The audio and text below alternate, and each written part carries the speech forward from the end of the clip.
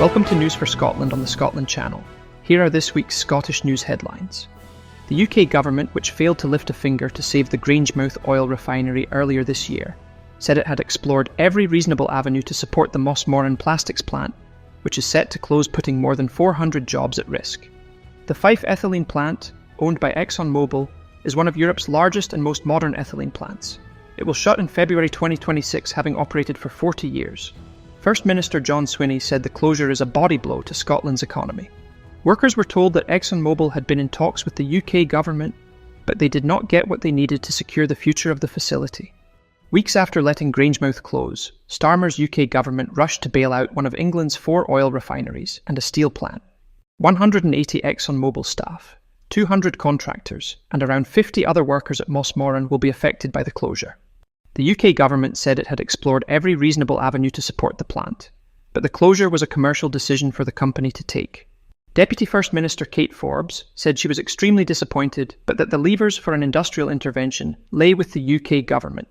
The Scottish Tory MSP Murdo Fraser blamed the SNP for the closure, saying the high-tax, low-growth policies of both Labour and the SNP were having a catastrophic impact on Scotland, and both governments must now take urgent action to limit the damage this decision will undoubtedly cause. Fraser failed to mention the massive damage caused to Scotland by his party's Brexit and previous closures of Scotland's industries under former Tory governments, not least the Ravenscraig Steelworks in 1992. He also failed to mention that as part of the UK, Scotland is unable to invest all Scotland's revenues here, instead having to hand its revenues to London to be invested in the south of England. The UK has plunged in global quality of life rankings and now sits below countries like Croatia, new figures show. There are now 1.8 million fewer jobs as a result of Brexit, which has cost every UK family £1,000, whilst food prices have rocketed by 25%, as households pay the cost for trade barriers on food imports from the bloc. SNP MP Graham Leadbitter, who said only independence can restore quality of life and living standards in Scotland, added that it was no coincidence the UK had fallen so far down the rankings, and that Brexit has undoubtedly had an impact. Following the 2014 referendum, Brexit in 2016, and over a decade of austerity, first under the Tories and continued under Labour, the UK has plummeted down the rankings from 15th to 22nd place, behind countries like Croatia and Estonia. In 2014, the UK ranked above Estonia in 16th place, which now sits in 15th place. Croatia, which ranked 32nd in 2014, now sits above the UK in the rankings at number 20. Chancellor Rachel Reeves looks set to raise taxes at the budget later this month, breaking a Labour manifesto promise, while Scotland's Finance Secretary Shona Robison said UK ministers must face up to the fact that a possible £30 billion shortfall in the autumn budget is directly linked to Brexit. Moray West Nairn and Strathspey MP Leadbitter urged Scots to reject falling living standards and pursue a better future by backing the SNP in next year's Holyrood election and voting yes in a future referendum. These figures show just how drastically circumstances have changed since 2014, when Scots had a higher quality of life ranking and were told we had to vote no to remain in the EU. 11 years on, and Scotland gets poorer by the day under Labour Westminster rule. The Westminster parties want us to think this is inevitable and unavoidable, but it isn't, he said. With independence, people in Scotland can reject the same old Westminster status quo and restore their quality of life and living standards, added Leadbitter. Angus councillors have this week rejected controversial plans for a multi-million-pound super pylon project as part of a scheme to supply electricity to England, describing it as a colossal act of vandalism. Scottish and Southern Electricity Networks formally lodged plans with the Scottish Government in September for the multi-million-pound overhead pylon scheme, which cuts across Scotland to supply energy to England. If approved, it would see a line of 180 feet tall pylons erected along a 70-mile corridor between Angus and Aberdeenshire. Statutory consultees, such as councils, were given 2 months to give their responses to the application, which will be decided by the Scottish Government. One protester said the pylons will be overwhelming and will change our landscape immeasurably, whilst another said the scheme is a real case of the lunatics running the asylum. But SSN representative Jackie Taylor claimed the scheme would be a catalyst for employment, business growth, and clean infrastructure development, not mentioning that it is essentially there to remove Scotland's energy resources to power England. Council leader George Meakin subsequently lodged a motion calling on the local authority to object to the proposals. SNP councillor Chris Beattie added, "I hope the public have been reassured that while we've been limited on what we were allowed to say over the last 2.5 years, we have been listening. Personally, I think that this is an act of vandalism on a colossal scale." Councillor Meakin's motion was unanimously backed by councillors. The Scottish Government's Your Right to Decide independence strategy is little more than a gilded turd, because the people of Scotland already have that right, according to independence activist, blogger, and New Scotland Party founder Peter Bell. Swinney is wedded to the Section 30 process, in which the ultimate right to decide rests with Westminster, not the people of Scotland. The Your Right to Decide slogan is intended to disguise this fact. "It is being used as a kind of turd gilding," said Bell. Swinney has seized upon the right to decide meme and blue-tacked it to a strategy which totally contradicts the idea that it belongs to the people of Scotland by granting the British state what amounts to a veto. For Swinney, our right to decide is conditional on it being respected by the very entity which is intent on preventing that right being exercised.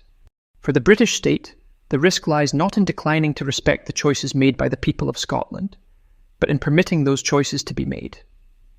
The British state is content to allow that we have the right to decide, just so long as it controls access to the exercise of that right. John Swinney's approach to the constitutional issue is to validate the British state's control of the means and opportunity to exercise our right of self-determination, while pleading with them not to use that control. "This is not an approach which is likely to bear fruit," said Bell. "The imperative," he said, "is to preserve the Union and keep sacrosanct the doctrine of parliamentary sovereignty, which prohibits the British state from ever voluntarily relinquishing its control of the means and opportunity for Scotland's people to exercise our right of self-determination.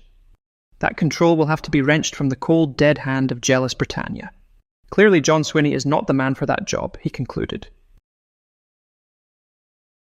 A former Scottish Greens candidate who defected to Jeremy Corbyn's Your Party in October says the new left-wing party is the best vehicle right now to deliver Scottish independence. Ellie Gomersall made the claim ahead of Your Party's founding conference in Liverpool at the end of the month. Gomersall said the reality is that the simplest way for us to achieve independence is to elect a Westminster government that is pro-independence. I think that if we can get to a point where we've got hundreds of MPs across the UK who are actually saying Scotland does have the right to choose, that is an important democratic principle. However, Nigel Farage's Reform UK are likely to win the next UK general election in 2029, based on English votes according to all current polls. Asked whether he agreed with Gomersall, party co-founder Jeremy Corbyn said, "Absolutely. The point of our party is that it's democratic and accountable, and the demand is there to have a referendum, therefore that demand should be met, and the referendum ought to be held," said Corbyn. "I suspect that Starmer and the UK government do not want that. I don't know what the current position of Scottish Labour is, they seem to change a bit on this, but there's clearly an appetite and a demand for it, and that should be met. It's a simple democratic argument. If people want to have a referendum to decide on their own future, then they should have it," he said. Fellow Your Party co-founder Zara Sultana has also previously said that the Scottish Parliament should have the power to hold a second independence referendum. But Your Party has yet to decide its official stance on independence. However, it is understood that the fledgling party's Dundee branch has already backed independence. A legal expert has warned that the case for Scottish independence should be kept out of court, suggesting that the Edinburgh Agreement signed in 2012 did not create a legally binding precedent. Aileen McHarg, Professor of Public Law and Human Rights at Durham University, gave evidence to the Scottish Parliament's Constitution, Europe, External Affairs and Culture Committee as part of a probe into legal mechanisms to trigger a referendum. Even if the SNP win a majority in next year's Holyrood election and the UK government continue to say no to another referendum, I think it's absolutely inconceivable that a court would interfere with that decision, she said. In 2022, then First Minister Nicola Sturgeon took a case to the so-called UK Supreme Court set up by Tony Blair's government, even though Scotland's legal system is entirely separate from the English one. Unsurprisingly, the Supreme Court in London ruled Scotland did not have the right to hold a referendum on the issue. McHarg said, in her view, independence campaigners and politicians would be better off keeping the debate in the political sphere rather than the legal one. Despite saying that it is for Scots to decide their own future, Prime Minister Keir Starmer, like his predecessors, has repeatedly ruled out allowing that to happen. First Minister John Swinney has hinged his strategy to leave the UK on voters returning a majority of SNP MSPs to the Scottish Parliament in May 2026. But even if his party wins a majority, Many believe that the English state posing as the UK will just keep saying no, as England has become increasingly reliant on Scottish resources, such as energy supplies, and won't allow Scotland to leave the UK. Watch our documentary Fake State, exclusively on the Scotland channel. More than 880,000 pensioners are set to receive help from the Scottish Government with their heating bills this winter. The rollout of pension age winter heating payments has begun, with eligible people of state pension age set to receive between £101.70 and £305.10, depending on their circumstances. All those born on or before September 21st, 1959, who were living in Scotland between September 15th and September 21st this year, will receive the payment. Social Justice Secretary Shirley Ann Somerville said, "We know that energy costs are too high, and that this will affect households across Scotland this winter.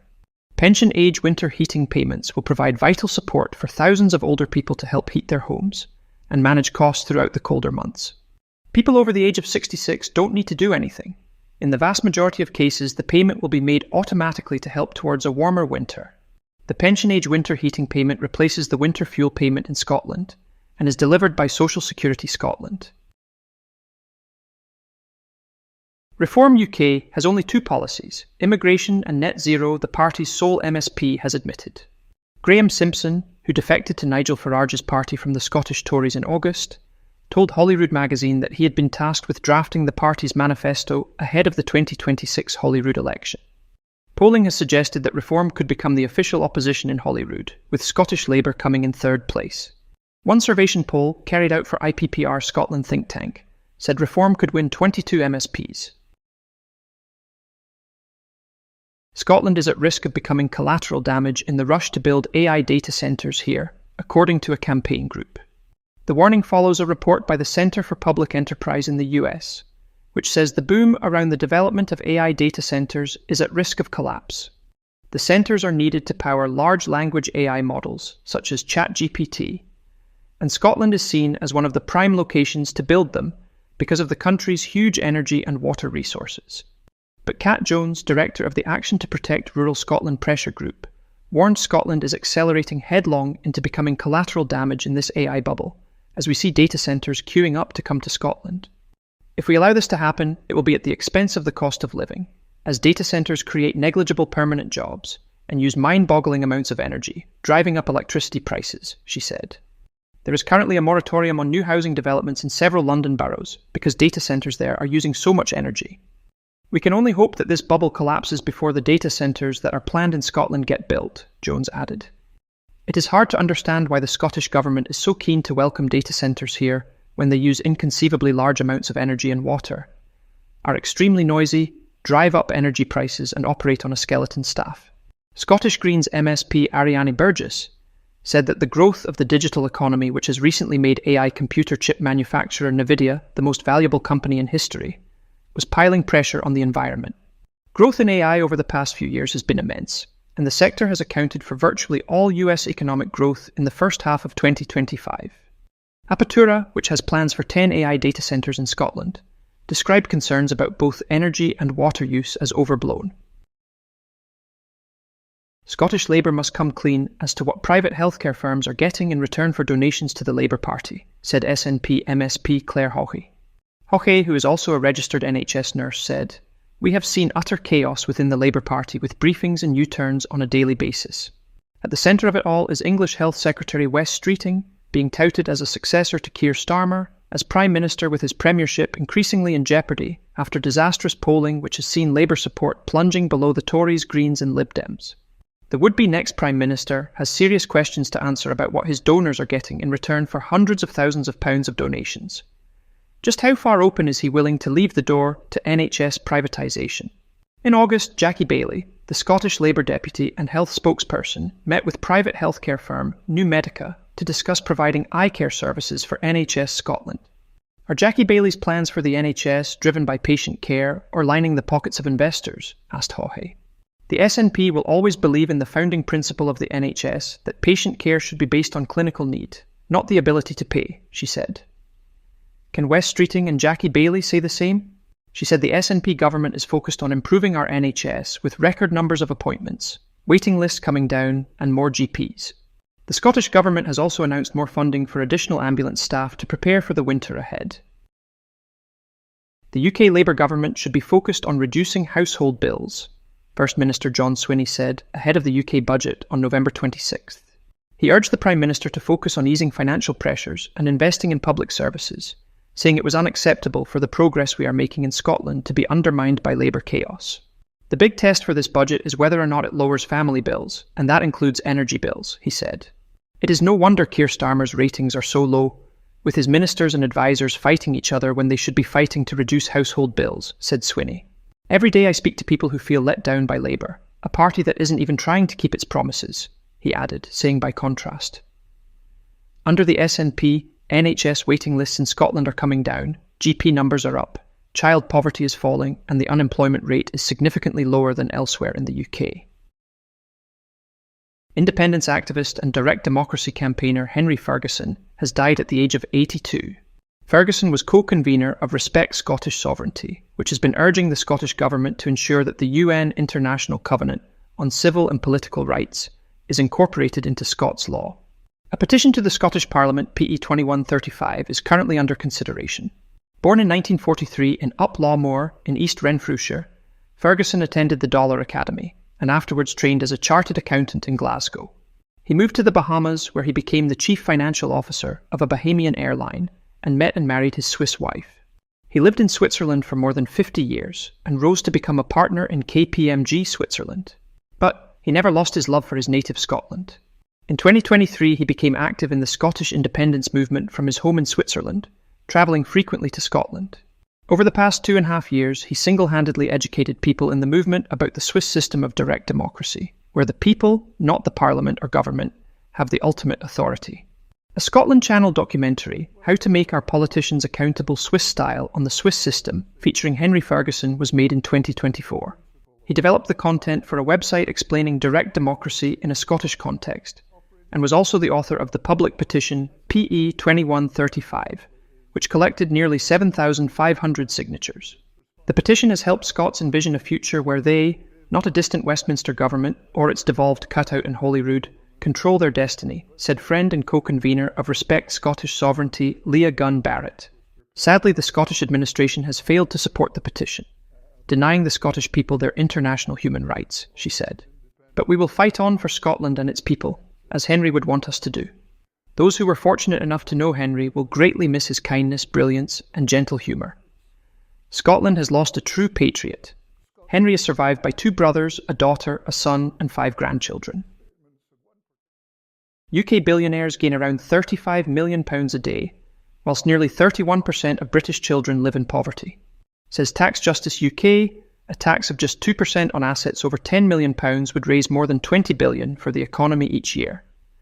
But the current UK tax system is wildly unequal and getting worse. Of the people who earn more than £1 million a year, around a quarter pay less than 30% income tax, and 1 in 10 pays just 11%, which is similar to the rate of someone earning $15,000 a year. This isn't due to loopholes or tax dodging, it is entirely legal due to the way income from investments and capital gains in the UK system are taxed at a rate lower than wages. The broken UK system continues to drive wealth inequality, which has risen by 50% in the past 8 years. That winds up our stories for this week. Join us again next Friday at 7 p.m. or any time thereafter. Thanks for watching.